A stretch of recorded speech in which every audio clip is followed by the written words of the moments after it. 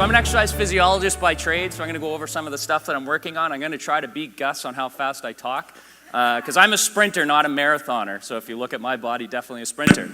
But one of the interesting facts that people find interesting about me is I taught fitness classes for 8 years. So I taught aerobox and step classes and so forth. So I'll get everyone to stand up.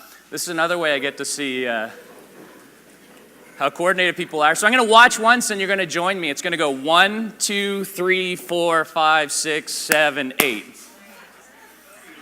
That's what I heard in fitness classes as well. So join with me. 1, 2, 3, 4, 5, 6, 7, 8. Let's do it again. 1, 2, 3, 4, 5, 6. Let's go faster. 1, 2, 3, 4, 5, 6, 7, 8.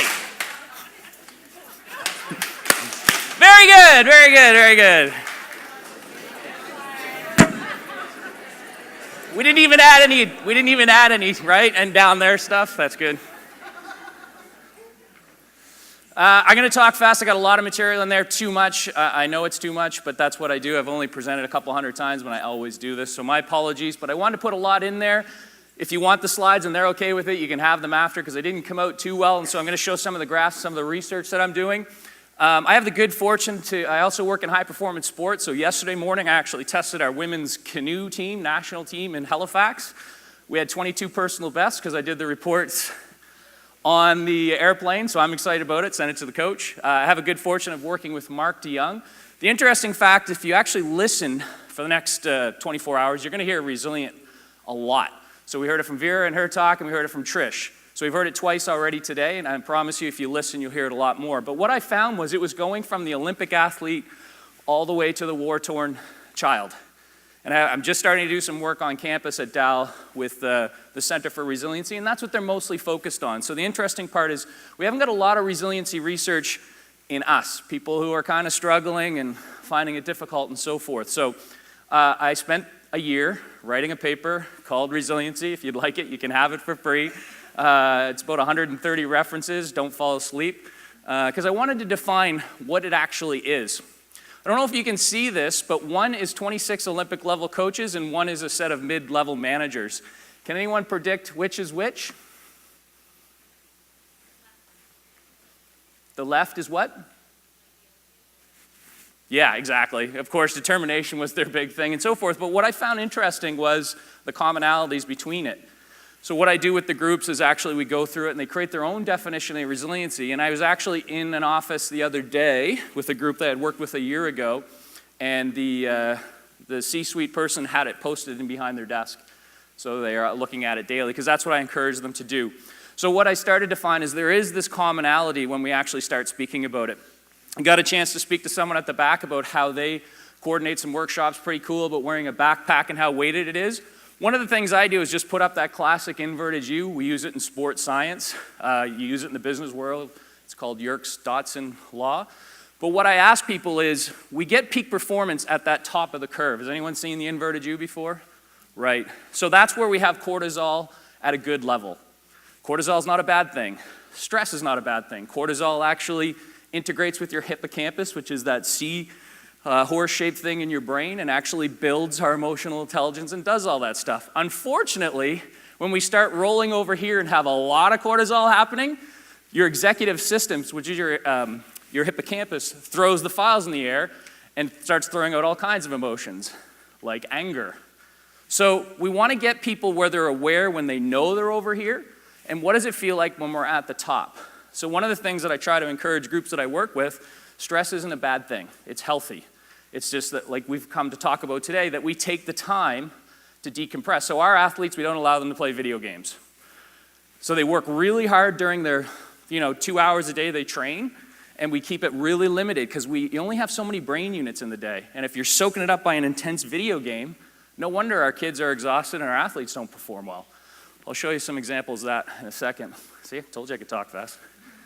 It's state, not trait dependent. So only about 6 or 7% have some sort of gene that we're showing where we actually have that resiliency gene. Most of us, it's a learned skill. So we learn it, and I'll show you some stuff that we've done where that might work. And we use a battery analogy in some of the projects that I do. you're probably not going to be able to see that. But what I wanted to highlight here is I'm a big fan of a high-performance model because, like I said, got the good fortune to go to the Rio Games with the canoe team. I'm a big fan of, are you assessing what you're doing?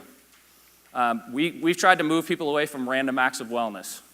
Just kind of, here's, we're going to eat well at lunch. We're going to do a lunch and learn. We're going to do a 6-week mindfulness. We've tried to say, did you actually have an effect, and what's your long-term strategy with that? So we do awareness. One of the things that I'm a big fan of, which I think really builds resiliency, is looking at what your foundation is, and I'll focus on values. I'm sure, has anyone done some reading on values, value alignment? Yeah, probably why second marriages go better, right? Because you realize, oh, now I know what my values are. You're not actually aligned with them. So the 2 high-performance coaches I had problem with, and one high-performance coach threw papers across the desk at me and said, you should be working with little kids, not Olympic athletes. I went, oh, okay. What I found out, it wasn't personal. It was 0 of 4 values were alignment, because I was into excellence, innovation, and integrity. He didn't have those, because his belief was, my belief is it's not 30 years of experience if you repeat the same year 30 times, where a lot of coaches, that's their belief. So there's that foundational component, and then a lot of people spend time on the daily skills, what Bill Howitt, who I do a lot of work with in the Globe and Mail, calls the micro skills. And we started to talk about them today. Mindfulness, gratefulness, personal structure, kind of that time management thing, self-awareness, exercise, which obviously I'm a big advocate of, food, what are you eating? So gut health, has anyone done any reading lately on gut health? Yeah, really linked to mental health. Really helped me. I'm a guy who's had panic attacks. Anyone have PVCs, preventricular contractions? Wham, and then it goes. I have those, as you can tell. Family unity, social intelligence. Family unity, a lot of people think they can go, my family's crazy, I'm not dealing with them, but that lowers your battery. Not many people can actually throw that out. So in the course, what I try to help people is, how do we actually try to grow that, or at least deal with our family? So these micro skills are important. One of the things that I want to hit on is I used to do these, and I didn't do that foundational work, and I call them a Band-Aid. The wound is still wide open, you're just kind of Band-Aiding it. And what I found personally in 2016 is I crashed. But when I went back and looked at values, vision, purpose, and when I have people to do that, they're way more successful and they're less likely to crash. Their battery doesn't go totally drained. And that's been my little bit of research that we've collected so far. We did a mindful hydration study, thanks Trish. So what Bill and I did was, in the workplace, if we take an anchor, like drinking water, which is a habit, you gotta do it or you die, you got about 3 days. If we tie a new behavior, something that we wanna change, and tack it to a habit, we're more likely to be successful. But if I went into workplace and said 10 minutes of mindfulness, you know what most people would say, screw you, I've already got so many things to do, how can I add 10 minutes in? You want me to be active, you want me to sleep, you want me to do this? So we said, every time you take a drink of water, do this little skill. And we said, try to accumulate 8 to 10 minutes a day, because the research tells us you'll get neuroplasticity, because you actually do get brain damage, and you can fix that. Well, what we found was it worked. So we actually saw some neuroplasticity. We saw people say their mental health improved. All kinds of stuff happened with just simply doing intermittent mindfulness throughout the day attached to a water bottle. Made it easy for them. Can you pick the Olympian here? So along the bottom, we have hours of sleep. Along the side, we have a percentage of time that they did that. You probably can't see it too well, but the guy I showed you earlier, the big fit guy, he's 7 hours and greater. The 2 guys that always struggle in practice are the blue guy and the green guy, below 8 hours. There's a big movement to try to make sleep equivocal to physical activity and nutrition. It's extremely important. Anyone heard of Malcolm Caldwell? He's not speaking here today, is he? Everyone knows 10,000 hours. I'd be a 10-time Olympian if it took 10,000 hours.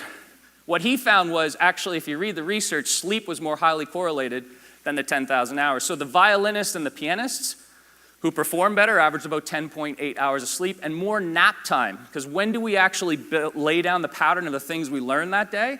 Is when we sleep. Synovial fluid's released, soaks your brain, you actually build the patterns of the things you learned that day. And actually probably that 10 to 12 at night is more important. So not 12 to 8, 10 to 6. I know everyone's gonna hate me now, because that means you gotta go to bed at 10.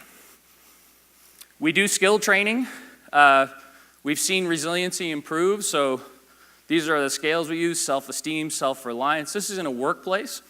So that's just 8 weeks of me standing there yakking, having them do some journaling and some workbooking.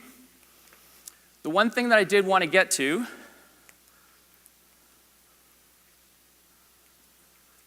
is the journaling. So this is a C-suite person, and what we're doing is, again, you can't really see it too well, but I have them do journaling and logging, and what we see is there's a negative 0.79 correlation with his sleep and stress. I know correlation doesn't mean causation, but guess what? Sometimes correlation does mean causation. So one of the things that we found with journaling, because I'm also doing a 3-year study at Dal on university-age students and resiliency, and we just got the first-year data out, and journaling helps. It improves their mood. So the longer they journaled, the higher their mood improved. And this is the same thing I found with employees and C-suite people. So if you want to talk resiliency, I'm here. And I wrote a book called Stop Wishing It's Friday, because I got tired of hearing that term. Thank you.